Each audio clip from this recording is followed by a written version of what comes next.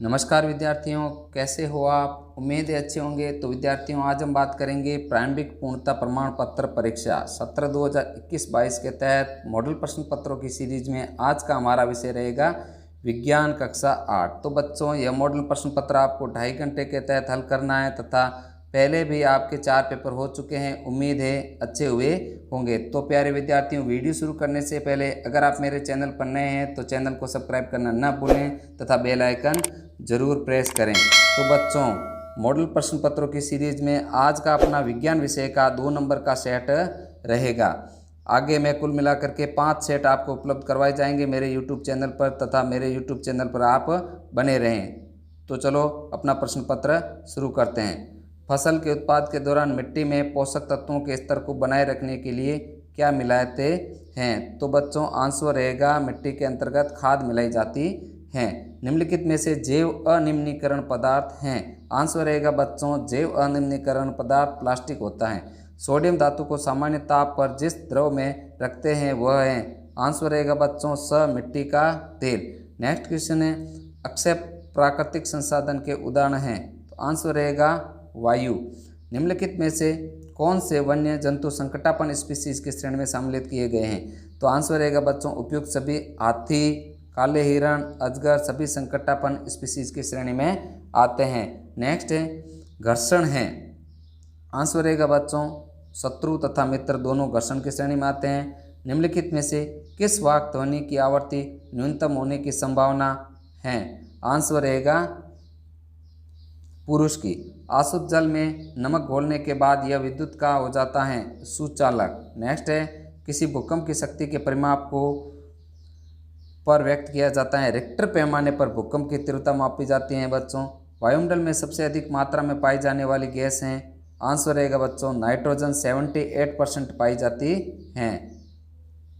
Next है रिक्त स्थानों की पूर्ति कीजिए। तो फसल उगाने से पहले प्रथम चरण मिट्टी की तैयारी करनी होती है। ध्यान रखना यहाँ पर रिक्त स्थान में आएगा तैयारी। धातुएं अम्लों से अभिक्रिया कर हाइड्रोजन गैस बनाती हैं। पेट्रोलियम के विभिन्न संगठनों को पृथक करने का प्रक्रम परिष्क्रमण कहलाता है। जैव विविधता के संरक्षण के उद्देश्य राष्ट्रीय वन्य जीव अभ्यारण्य तथा जैव मंडल आरक्षित क्षेत्र बनाए जाते हैं। एक टेडपोल जिस प्रक्रम द्वारा वयस्क में विकसित होता है वह कायांतरण कहलाता है। नेक्स्ट है अति लघुतरात्मक प्रश्न। रबी की फसल के दो उदाहरण दिए। तो रबी की फसल के उदाहरण है गेहूँ, चना, मटर। 2 अधातु पदार्थों के नाम बताइए। सल्फर तथा कार्बन। PCRA का पूरा नाम पेट्रोलियम संरक्षण अनुसंधान संघ, petroleum conservation research association.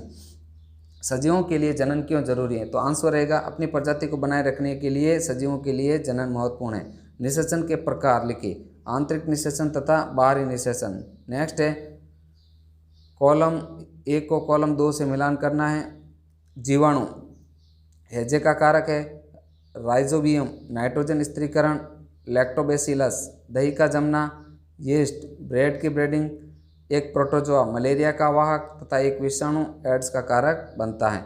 Next question polythene क्या है? आगे प्रश्न यहाँ पर प्रश्न पत्र के अंतर्गत आगे हल कर रखा है। 5 से आगे जितने भी है वो क्वेश्चन आगे हल कर रखे हैं। तो क्वेश्चन नंबर 5 पॉलीथीन क्या है? पॉलीथीन सबसे अधिक उपयोग किया जाने वाला प्लास्टिक है। वर्तमान में इसका वार्षिक वैश्विक उत्पादन 8 करोड़ टन है। इसका मुख्य उपयोग पैकेजिंग, प्लास्टिक के डिब्बे, त्रिवोथर्नी बोतल, अन्य पात्रों में होता है। नेक्स्ट है क्या होगा यदि मिट्टी की ऊपरी परत अनावृत हो जाए? तो मिट्टी की ऊपरी परत अनावृत हो जाए ऐसी स्थिति में पृथ्वी की निचली परत दिखने लगेगी और ह्यूमस भी मिट्टी से गायब हो जाएगी, जिसका सीधा असर मिट्टी की उर्वरता पर पड़ेगा। धीरे धीरे उर्वर भूमि मरुस्थल में प्रवृत्त हो जाएगी। नेक्स्ट है वायुमंडल में CO2 की मात्रा बढ़ जाए तो क्या होगा? कार्बन डाइऑक्साइड गैस की मात्रा वायुमंडल में बढ़ने से फसलों और पेड़ पौधों का विकास और पृथ्वी का तापमान बढ़ता है। पृथ्वी का तापमान बढ़ने से ग्लेशियर पिघलते हैं जिससे पानी का स्तर बढ़ जाएगा तो काफ़ी बड़ा नुकसान होगा। CO2 की मात्रा बढ़ने से वायु प्रदूषित हो जाती है। वायुमंडल में CO2 की मात्रा 0.03% है। नेक्स्ट है मनुष्य में निषेचन प्रक्रम को समझाइए। तो मानव में प्रजनन की प्रक्रिया में पहला कदम एक शुक्राणु है और एक डिंब या एक अंडे का संलयन है। महिला के शरीर में लाखों शुक्राणु डाले जाते हैं जिससे वे केवल एक ही शुक्राणु अंडे के साथ संलयन करता है। अंडे और शुक्राणु के इस संलयन को निषेचन कहा जाता है। यह निषेचन शरीर के अंदर होता है, इसलिए इसे आंतरिक निषेचन कहते हैं। निषेचन के परिणाम स्वरूप युग्मनज का निर्माण होता है। नेक्स्ट क्वेश्चन है, चिकनी सतह पर दौड़ना कठिन क्यों होता है? तो आंसर रहेगा बच्चों, चिकनी सतह पर दौड़ने पर हम फिसल सकते हैं, क्योंकि चिकनी सतह के मुकाबले खुरदरी सतह पर पकड़ मजबूत होती है। खुरदरी सतह पर खुरदरापन पकड़ को मजबूत बनाता है, इसके विपरीत चिकनी सतह पर पकड़ मजबूत नहीं होती है।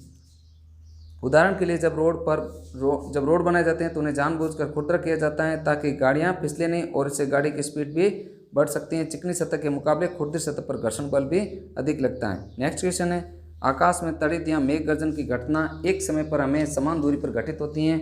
हमें तड़ित पहले दिखाई जाती हैं तथा मेघ गर्जन बाद में सुनाई देती है। क्या आप इसकी व्याख्या कर सकते हैं? तो आंसर रहेगा बच्चों, आकाश में तड़ित तथा मेघ गर्जन की घटना एक समय पर हमसे समान दूरी पर घटित होती हैं। हमें तड़ित पहले दिखाई जाती है तथा मेघ गर्जन बाद में सुनाई देती है, क्योंकि प्रकाश की गति ध्वनि की गति से ज़्यादा है। अर्थात प्रकाश की गति 3 × 10⁸ मीटर सेकेंड है, जबकि ध्वनि की गति मात्र 330 मीटर सेकेंड है। अर्थात ध्वनि की गति पृथ्वी तक पहुँचने में प्रकाश में अधिक समय लगता है। नेक्स्ट क्वेश्चन, सुचालक एवं हीन चालक में उदाहरण सहित उत्तर दीजिए। तो चालक या सुचालक की परिभाषा, जिन पदार्थों में ऊष्मा का संचरण बहुत ही आसानी तथा सुगमता पूर्वक हो जाता है वे सभी पदार्थ ऊष्मा के सुचालक कहलाते हैं। उदाहरण के लिए कॉपर, तांबा, एल्यूमिनियम, चांदी, सोना, निकल इत्यादि। आगे जैसे कुचालक, ऐसे पदार्थ जिनसे विद्युत धारा प्रवाहित नहीं होती वे सभी पदार्थ हीन चालक हैं। या ऐसे पदार्थ जिनसे मुक्त इलेक्ट्रॉन नहीं होते हैं वे सभी पदार्थ हीन या अचालक पदार्थ। उदाहरण के लिए लकड़ी, खाब, रबड़, कांच, कागज, वायु इत्यादि। नेक्स्ट है, तड़ित से अपनी सुरक्षा के 3 उपाय लिखिए। तो आंसर रहेगा बच्चों, यदि वाहन हो तो खिड़की दरवाजे बंद कर दें, यदि खुले में हो तो जमीन पर सिमट कर बैठ जाएं, विद्युत तारों तथा धातु की चीज़ों को न छुएं। नेक्स्ट है, क्या आकाश में तारे गति करते हैं? व्याख्या कीजिए। नहीं, आकाश में तारे गति नहीं करते। ऐसा प्रतीत होता है कि ध्रुव तारे को छोड़कर सभी तारे पश्चिम से पूर्व की ओर गति प्रतीत होती है, क्योंकि पृथ्वी अपने अक्ष पर पश्चिम से पूर्व की ओर गति करती है। नेक्स्ट है, वन महोत्सव क्या है? तो जुलाई के पहले सप्ताह 1 से 7 जुलाई में वनों के बारे में जागरूकता फैलाने के लिए वन महोत्सव मनाया जाता है। यह एक वार्षिक वृक्षारोपण कार्यक्रम है जिससे पूरे देश में अभियान चलाया जाता है। नेक्स्ट है, खाद विषाक्त तंत्र से क्या आशय है, समझाइए। कई बार सूक्ष्मजीव भोजन में विषैले पदार्थ उत्पन्न करते हैं और भोजन को नष्ट कर देते हैं, वह भोजन को विषाक्त बना देते हैं। इसे खाद विषाक्तन कहा जाता है। इसके सेवन से व्यक्ति गंभीर रोगी हो सकता है और कभी कभी रोगी की मृत्यु भी हो जाती है। यह एक खाद्य रोग है जो रोगजनक बैक्टीरिया, वायरस, परजीवी, विषाक्त पदार्थों तथा रासायनिक गुस्सेदार पेय पदार्थों के सेवन के कारण होता है। नेक्स्ट है, उदाहरण देकर प्रदर्शित कीजिए कि प्लास्टिक की प्रकृति अक्षांशक होती है।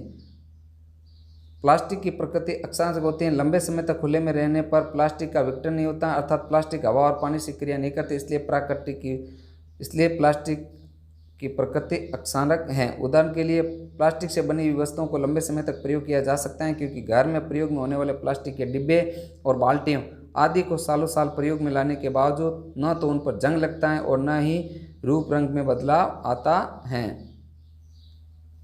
नेक्स्ट क्वेश्चन, क्या नींबू के अचार के एल्यूमिनियम पात्रों में रख सकते हैं, स्पष्ट कीजिए।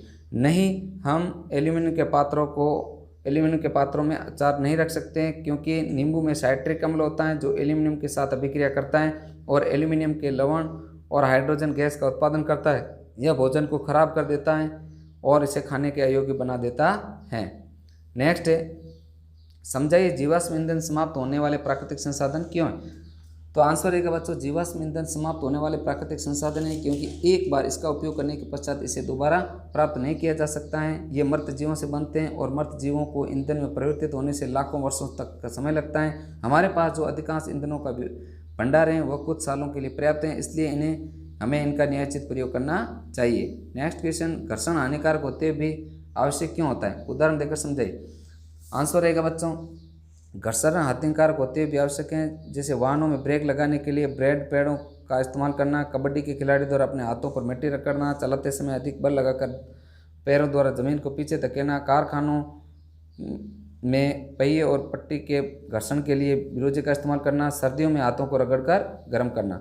नेक्स्ट है, नींबू के रस में संपरीक्षित को स्वतंत्र सिरों को डुबाते हैं, चुंबकीय सुई पर इसे क्या प्रभाव। जब किसी संपरीक्षित के स्वतंत्र सिरों को किसी विलयन में डुबोते हैं तो चुंबकीय सुई विक्षेपित हो जाती है। इसका कारण यह है कि विद्युत धारा चुंबकीय प्रभाव उत्पन्न करती हैं। विद्युत धारा के बहुत दुर्बल होने पर भी चुंबकीय सुई विक्षेपित होती है। नेक्स्ट क्वेश्चन, भूकंप के बचाव के लिए क्या क्या प्रयास करने चाहिए? तो आंसर रहेगा बच्चों, भूकंप के प्रयास के लिए आप अपने मन से अपनी स्थिति के अनुसार कुछ भी आंसर लिख सकते हो। 4-5 पॉइंट आपको लिखने हैं। कृत्रिम उपग्रह क्या है? कृत्रिम उपग्रह समझाइए। कृत्रिम उपग्रह मानव निर्मित ऐसे उपग्रह हैं जो पृथ्वी की निश्चित कक्षा में परिक्रमा करते हैं। अपने संतुलन को बनाए रखने के लिए ये अपने उपग्रह अपने अक्ष पर भी घूमते रहते हैं। वर्ष 1957 में सर्वप्रथम रूस ने कृत्रिम उपग्रह स्पुतनिक फर्स्ट अंतरिक्ष में प्रक्षेपित किया था। कृत्रिम उपग्रह अंतरिक्ष में प्रमुख उद्देश्य के लिए प्रयुक्त, जिसमें से दूर संचार, मौसम विज्ञान संबंधी अध्ययन और अंतर्राष्ट्रीय जासूसी प्रमुख हैं। भारत ने अपना पहला कृत्रिम उपग्रह 19 अप्रैल 1975 को रूस के अंतरिक्ष से प्रक्षेपित किया था। नेक्स्ट है, कृषि कार्य में उपयोगी निम्न औजारों का वर्णन कीजिए। तो कृषि कार्य में निम्न उपयोगी औजार हैं हल, कुदाली, कल्टीवेटर। नेक्स्ट क्वेश्चन, वनोन्मूलन का निम्न पर क्या प्रभाव पड़ता है? आंसर रहेगा बच्चों, वन्य प्राणी।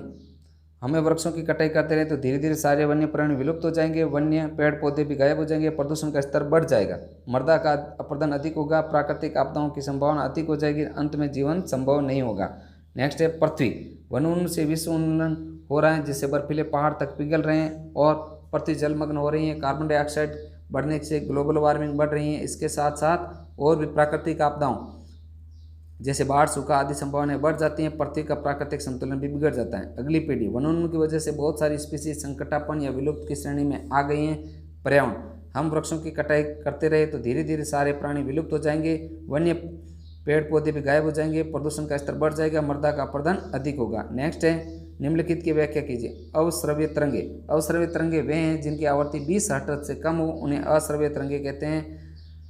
इन्हें हम सुन नहीं सकते, जैसे भूकंप से निकली तरंगे, हाथी, ब्लू व्हेल मछलियाँ ऐसी ध्वनि उत्पन्न करती हैं। श्रव्य तरंगे, श्रव्य प्रकाश या श्रव्य प्रकाश वे तरंगे जिसकी आवृत्ति 20 हर्ट्ज से 20,000 हर्ट्ज के बीच हो, उन्हें श्रव्य तरंगे कहते हैं। इन्हें हम सुन सकते हैं। एग्जाम्पल, मनुष्य जिसे सुन सकता है। पराश्रव्य या पराध्वनि तरंगे वे तरंगे जिनकी आवृत्ति 20,000 हर्ट्ज से अधिक हो, उन्हें पराश्रव्य तरंगे कहते हैं। इन्हें भी हम सुन नहीं सकते हैं, इन्हें कुत्ते व चमगादड़ सुन सकते हैं। नेक्स्ट है,